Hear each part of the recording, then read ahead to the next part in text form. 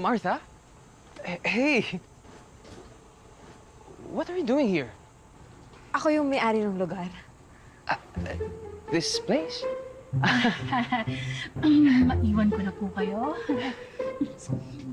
Excuse me po. You two know each other? Yeah, she's an... she's an old classmate, Oh. Ah. Wow. Small world. actually. Yeah. Kaya naman pala wala na tayong space sa hard drive natin. Nandyan pa pala yung mga videos na yan. Delete mo na, be. May iba ng jowa. Sipin mo yun. Old classmate lang daw ako. Ay, sa true ka dyan, be. Kung maka-old classmate, wagas. So anong ibig niya sabihin? Mukha ka ng matanda? Tanong na lang. Hindi yun, ate. Ano ka ba?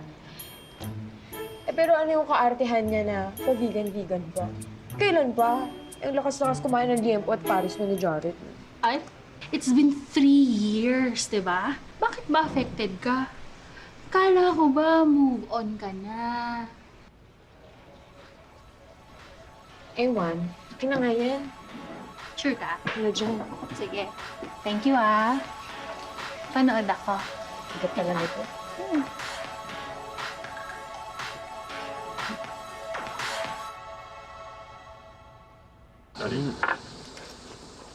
Hi. God, babe. The cab ride? Took forever. Traffic's the worst here in the Philippines. Excuse me? Yes, ma'am. Martha, pwedeng paki-change to? It's too salty.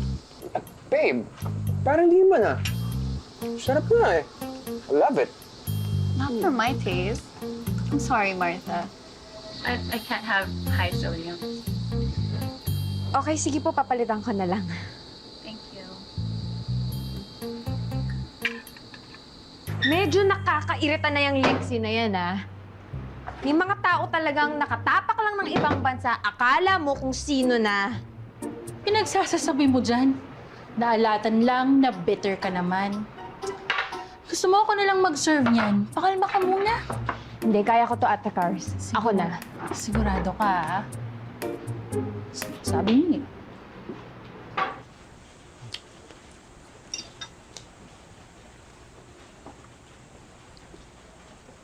Umalis na yung girlfriend mo? She walked out eh.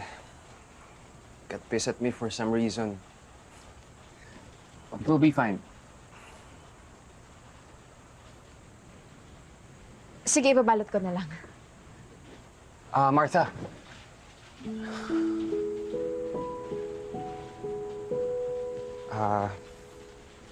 Martha, how have you been? Good. Ikaw? I'm good, good. I just want to say sorry about how I introduced you a while ago, ha? I never really told Lexi anything about you kasi. And also, I didn't realize that you own this place. If you want, I can try to find a new place, if anything. Kayo bahala. Pero, non-refundable tong booking na to, ah. Okay. Ah, ikaw na lang magdala sa kanya. Sige. Sige.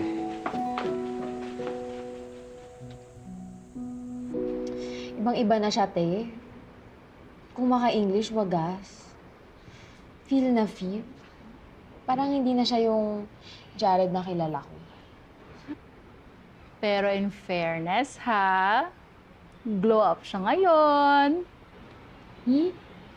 Di ko feel. Ginagawa mo. Kai! Hi! Miss Lexi. Sorry nga pala dun sa food mo kanina, ha? Sorry din, very particular lang kasi yung taste ko. Anyway, it says here on your list that you offer meditation sessions. I'd like to try it. Sure. Individual or couple? 6 a.m. yun, di ba? Ako na lang siguro kasi feeling ko tulog pa si Jared by then. Ay, oo. Late kasi gumigising talaga lagi. I mean, jet lag. Jet lag. Late siya nagigising. Yeah.